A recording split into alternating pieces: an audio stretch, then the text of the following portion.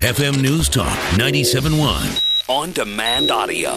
To discuss all of this, our regular Monday guest, we have his themes.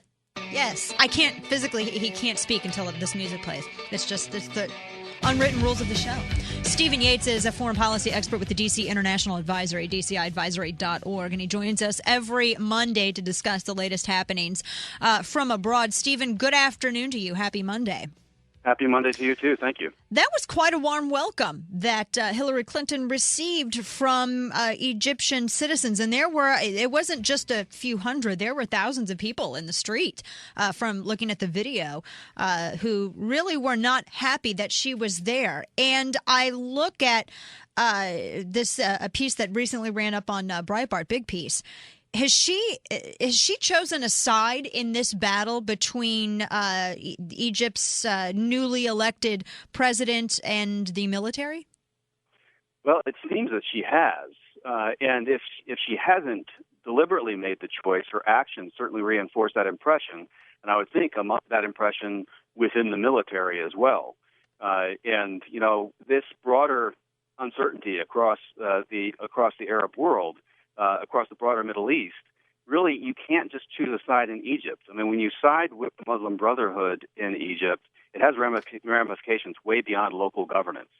Yes, I would think so, especially considering our interactions with them elsewhere, not just Egypt. I just find it really odd that we would be at odds with them in other parts of the world, but yet seemingly endorsing them in Egypt. That sends a very convoluted message to me.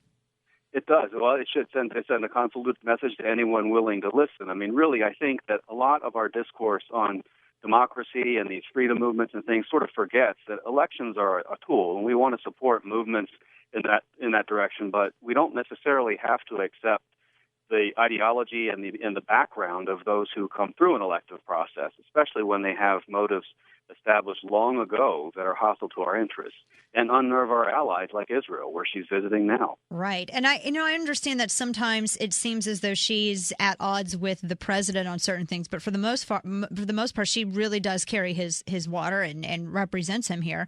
Is this to be viewed as an official endorsement from the Obama administration, her essentially siding with Morsi?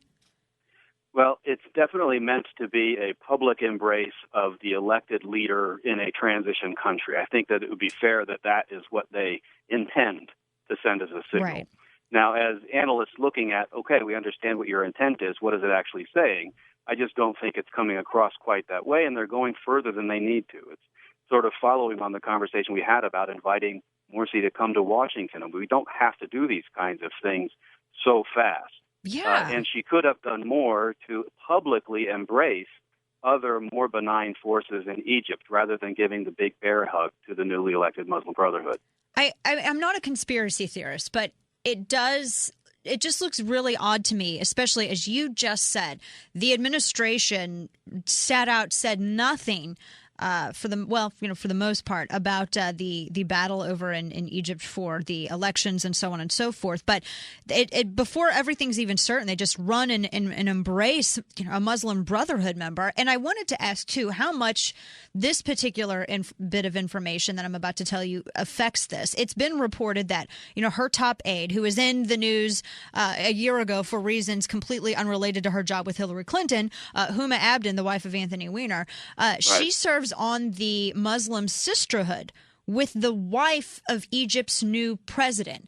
Does that have any influence on Hillary Clinton and her essentially siding with the Muslim Brotherhood? Well, it has to. We're all humans, and we bring our relationships and our judgments into our jobs. And sometimes when we're appointed to high positions and we become trusted by top officials, it's up to them to sort of discern whether what I'm giving you is straight up advice backed up by evidence analysis and maybe corroborated by other people, or do I just trust you so much that, if you say this is fine, this is the right way to go, I trust your judgment, I'm a busy person, and so I'm going to move forward in this way. There's no question in my mind that the Obama White House has been pretty forward-leaning in saying that they're going to embrace this government in Egypt. It is a little bit unlike Hillary Clinton's political past to be so quick to jump on this side of a democratic struggle. But she has been a loyal Secretary of State, perhaps appropriately, and there's just no question that this aids relationships would affect her judgment in giving advice to the Secretary. What problems do you see a decision like this swift backing of this not yet stable candidate? How could this come back to negatively impact the United States or our interest abroad? Well, first and foremost, we have not sided with the broader number of groups that are minorities in Egypt that are more pluralistic, more anti-Islamist.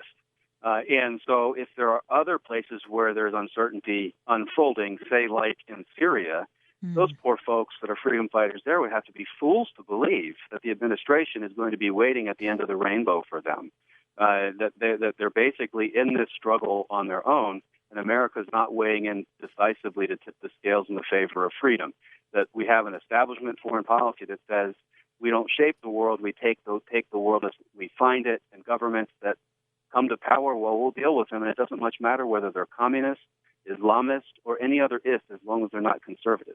Right. And you're speaking of Syria, there are a number of reports this morning discussing how Syria is now shifting locations in which it's storing chemical weaponry.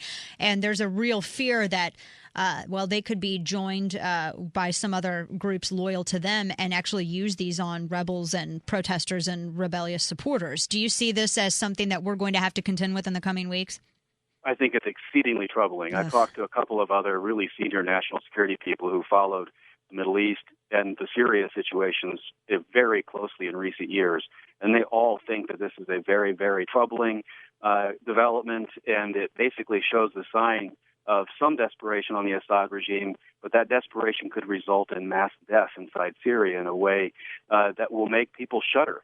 And so I think it really puts added pressure on the folks in the White House who aren't even leading from behind, or just behind when it comes to Syria, and our allies scratching their heads wondering what can we do to help alleviate this situation. The United States isn't going to intervene first and foremost, but my goodness, when you start talking about chemical weapons and other kinds of things moving around, it's got to get you on red alert. You know, Stephen, I have to say this sounds so much like the lead up to former President Bush and his decision into going into Iraq. You had all of these intelligence reports about weapons of mass destruction and so on and so forth. Is President Obama now getting a taste of everything that George Bush had to deal with in making the decision to go into Iraq? Most of his tenure in foreign policy and national security affairs has been a wake-up call that the ideology that he inhaled during his time as a community organizer and briefly as a U.S. Senator wasn't reality in the world. So there is a bit of that he is getting a taste of. And yes, it is very hard to make decisions when you get this kind of information coming in, very alarming with the world's worst weapons moving into the world's worst hands. Do you just sit by and talk?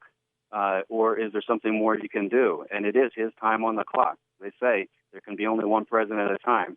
And, unlike past presidents, we'll see whether the buck stops at his desk. Right. Well, we'll definitely see. Stephen Yates with the DC International Advisory, DCAdvisory.org. Stephen, it's always a pleasure. Thank you so much for joining us again. Thank you, Dana. All right, take care. Get more Dana Show at 971talk.com.